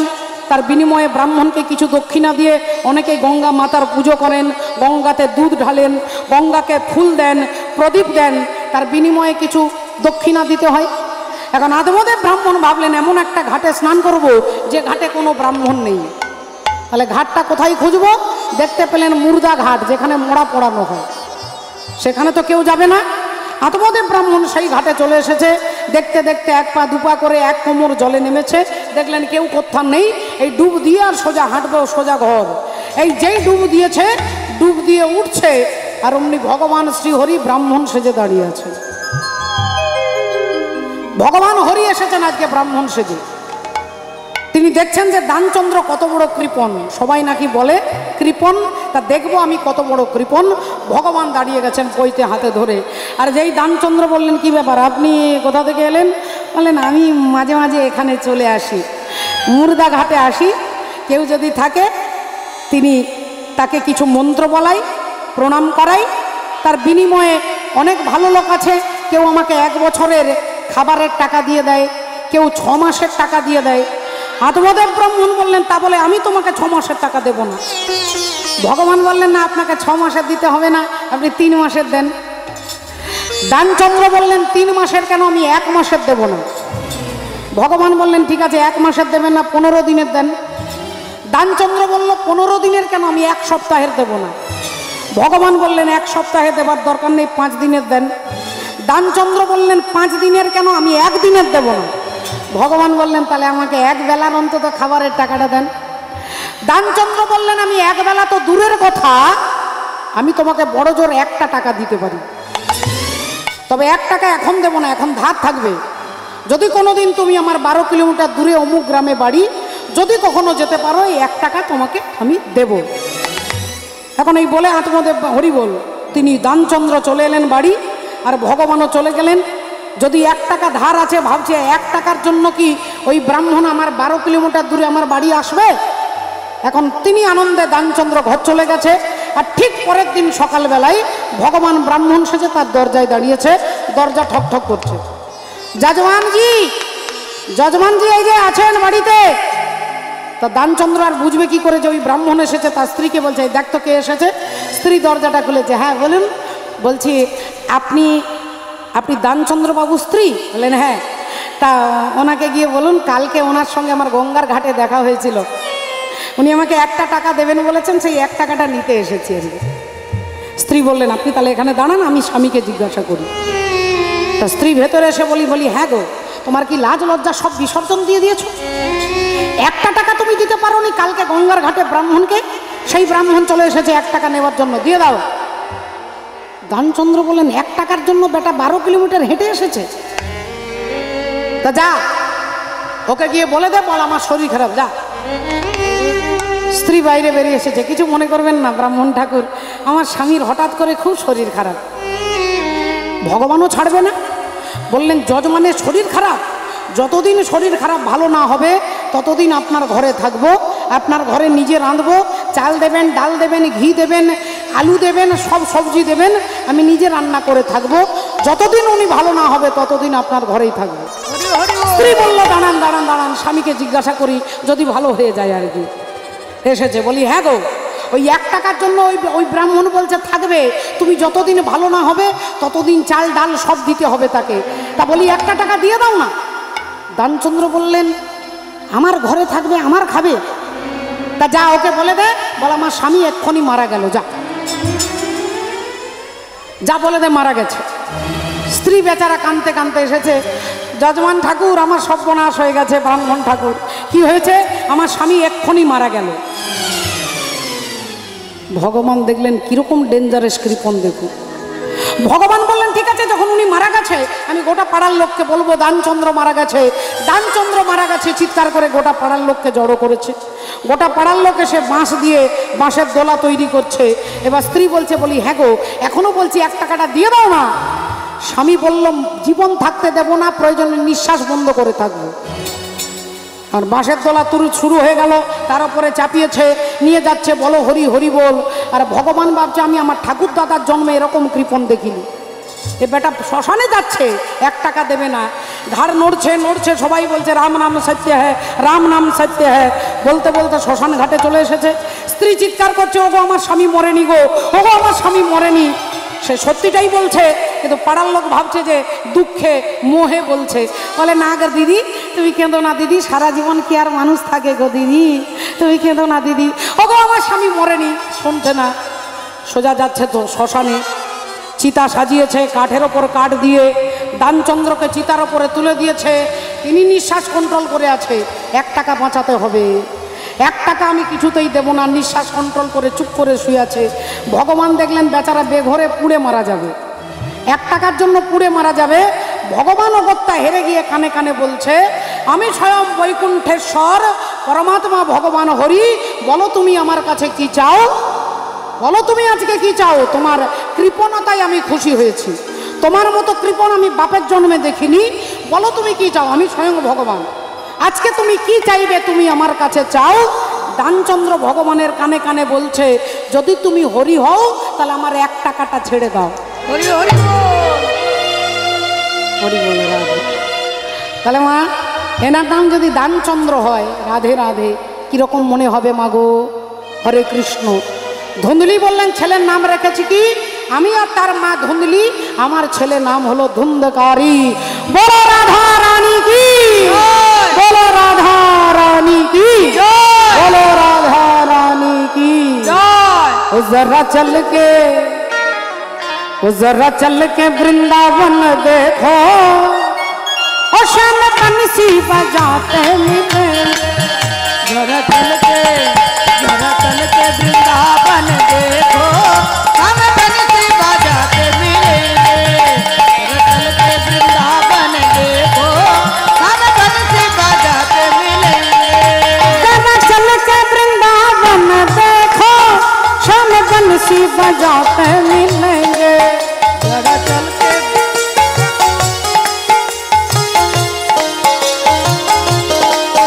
जरा चल के वृंदावन देखो, बंसी बजाते मिलेंगे। जरा चल के वृंदावन देखो, हम बंसी बजाते मिलेंगे।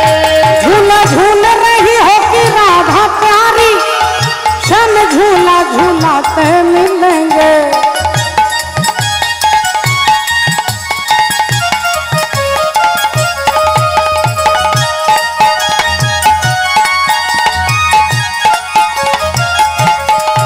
जरा चल के वृंदावन देखो, बंसी बजाते मिलेंगे। चल के वृंदावन देखो, हम बंसी बजाते मिलेंगे। जरा चल के वृंदावन देखो, हम बंसी बजाते मिलेंगे। संग उनकी भी ग्वाल बाल होंगे, श्याम गैया चराते मिलेंगे।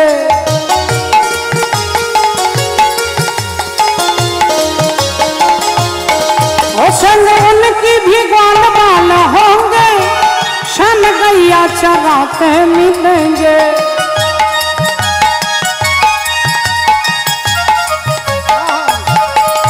जरा चल के वृंदावन देखो, बंसी बजाते मिलेंगे। चल के वृंदावन देखो, हम बंसी बजाते मिलेंगे। वृंदावन देखो, हम बंसी बजाते मिलेंगे। जरा चल के वृंदावन देखो, हम बंसी बजाते जय जय श्री राधे श्याम।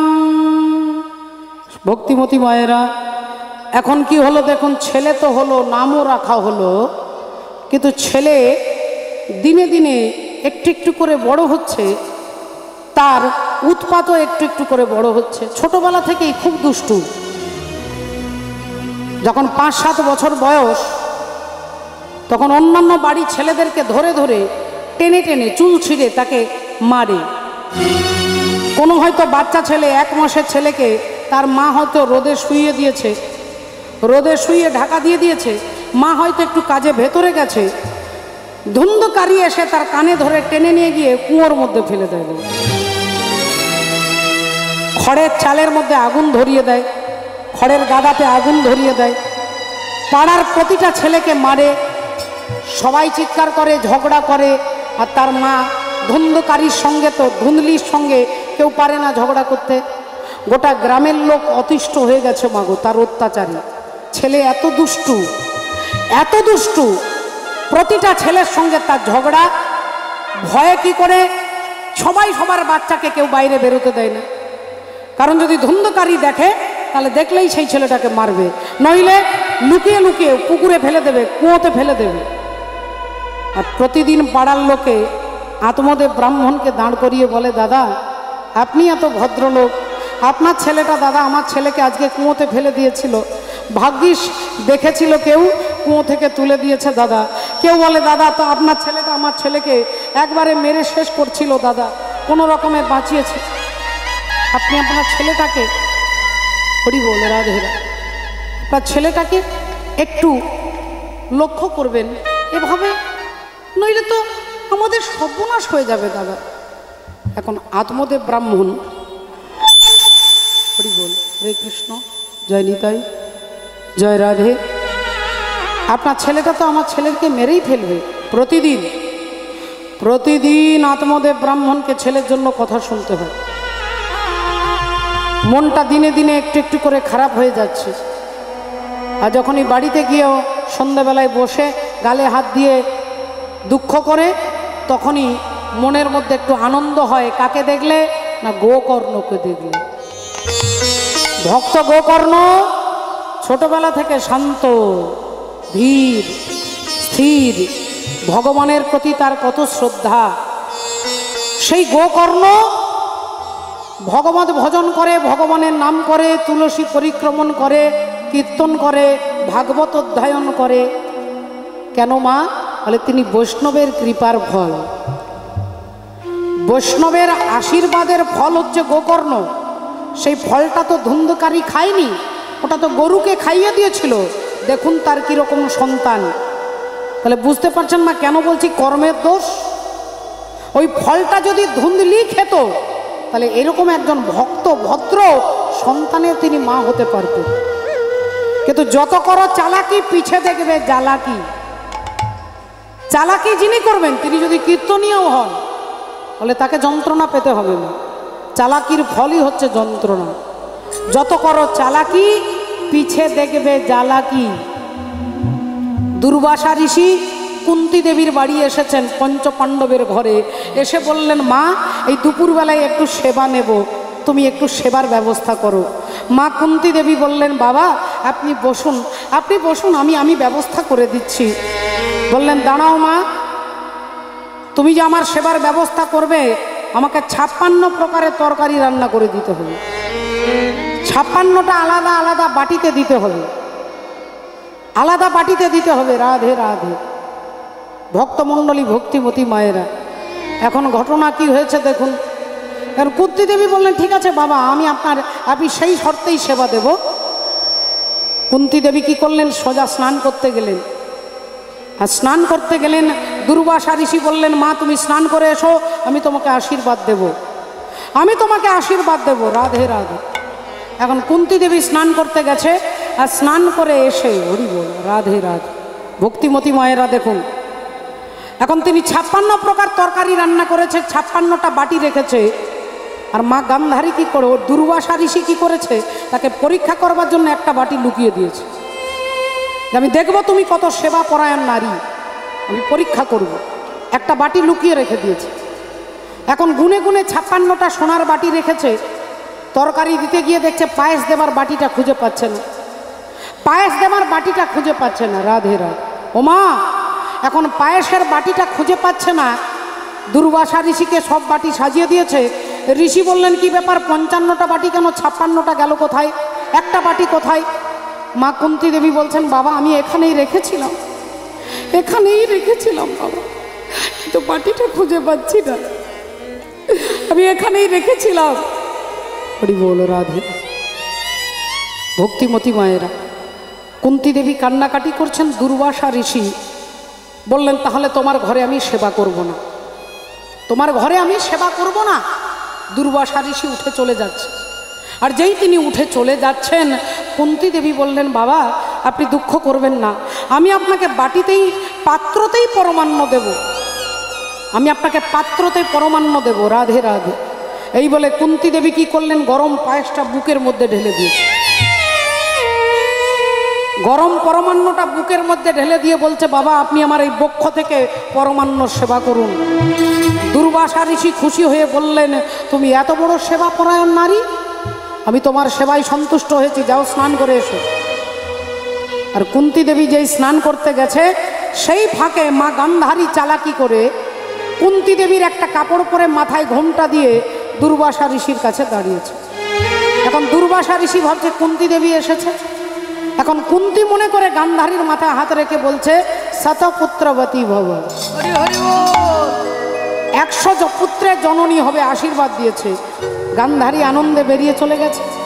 ভাবলো আমাকে রাঁধতেও হলো না, আমাকে বাসন ধুতেও হলো না, আমাকে কোনো কাজই করতে হয়ে গেল না, কিন্তু আমি 100টা ছেলের মা হব, আশীর্বাদ পেয়ে গেছি।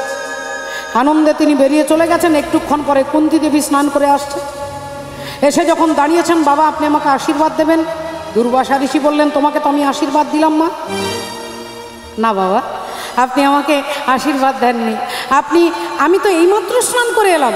কি বলছো মা তুমি? তুমি একটুক্ষণ আগে মাথায় ঘোমটা দিয়ে দাঁড়ালে আমি তোমাকে আশীর্বাদ দিলাম, শতপুত্রের মা হবে তুমি। কুন্তী দেবী বললেন, বাবা আমাকে আপনি দেননি। দুর্বাসা ঋষি বললেন, দাঁড়াও, আজকে তুমি সত্য না আমি সত্য একটু দেখি। চোখ বন্ধ করে ধ্যানের মধ্যে দেখলেন গান্ধারী চালাকি করে আশীর্বাদ নিয়ে চলে গেছে। দুর্বাসা ঋষি ক্রোধে থরথর করে কাঁপছে, আর কাঁপতে কাঁপতে বলছে, কুন্তী দেবী বারবার বলছে, বাবা আপনি ছেড়ে দিন, ক্ষমা করে দিন। দুর্বাসা ঋষি বললেন, সে যখন চালাকি করে সন্তান নিয়েছে, আমি তোমাকে আশীর্বাদ করছি, তুমি পুত্রের জননী হবে, আর তোমার পুত্রদের দ্বারা এই গান্ধারীর 100 পুত্র মারা যাবে। হরি হরি বল। তোমার পুত্রের দ্বারা গান্ধারীর 100 পুত্র মারা যাবে। তাহলে যে চালাকি করে যে সন্তানগুলো পেল, তার জ্বালাটা তাকে পেতে হলো না? তাহলে আজকে যদি ধুন্দুলি ওই ফলটা খেত, এরকম ভদ্র সন্তানের মা হতে পারতেন। রাধে রাধে। তাহলে শুধুমাত্র চালাকির জন্য তার এত দুঃখ, এত যন্ত্রণা, এত জ্বালা। রাধে রাধে।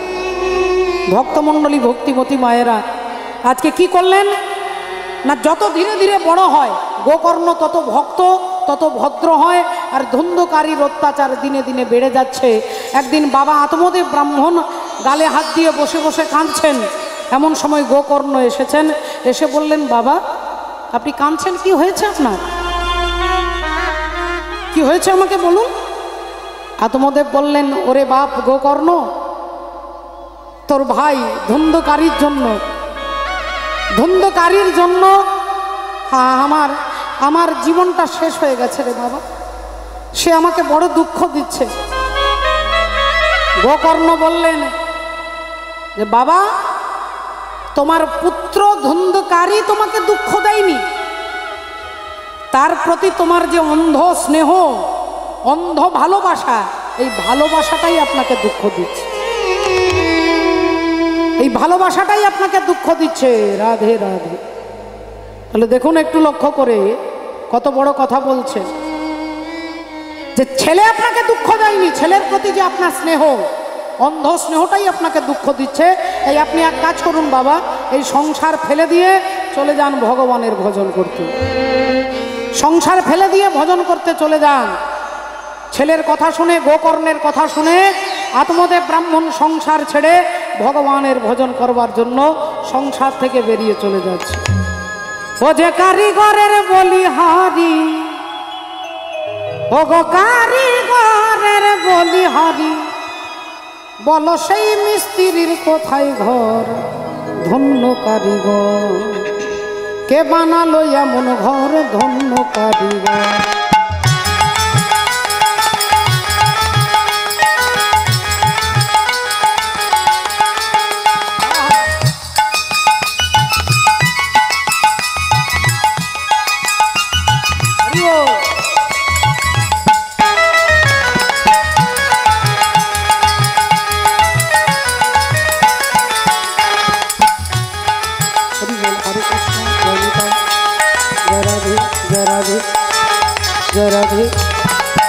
ও যে কারিগরের, আরেকটু ভাই, আরেকটু। ও গো কারিগরের বলিহারি, ও গো কারিগরের বলিহারি, সেই মিস্ত্রির কোথায় ঘর? ধন্য কারিগর, কে বানালো এমন ঘরে? ধন্য ওটা যেমন আছে এরকম। কে বানালো এমন ঘরে? ধন্য কারিগর।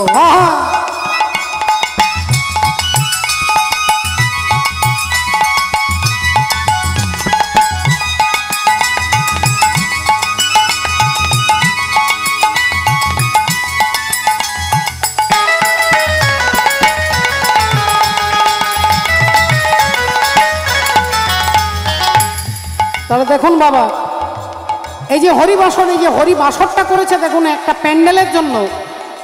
প্যান্ডেলের জন্য কতগুলো খুঁটি লেগেছে গুনে দেখুন। এই কতগুলো খুঁটি, কতগুলো বাঁশের খুঁটি লেগেছে একটা প্যান্ডেল করতে। আর ভগবান যে এই বাড়িটা করেছে, এটা 14 তলা বাড়ি। এটা 14 তলা বাড়ি, আপনারও আছে আমারও আছে।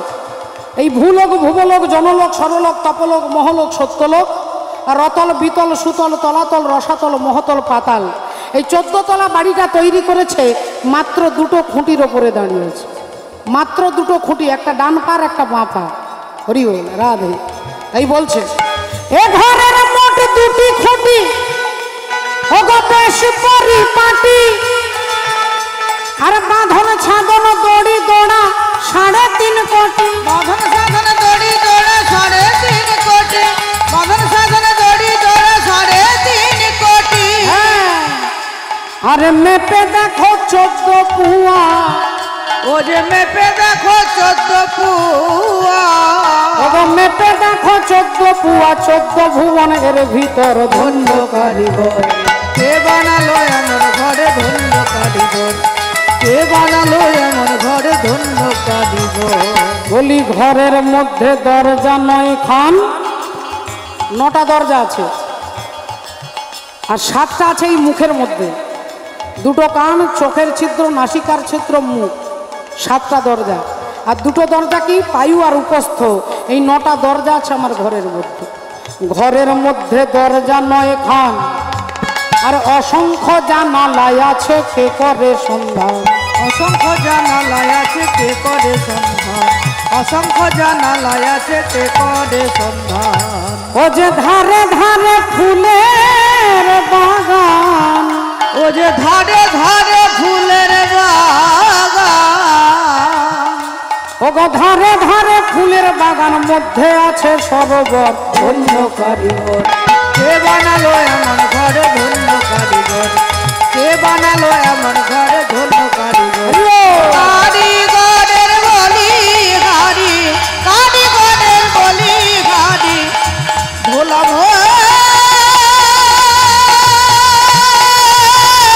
ওরে মনে রে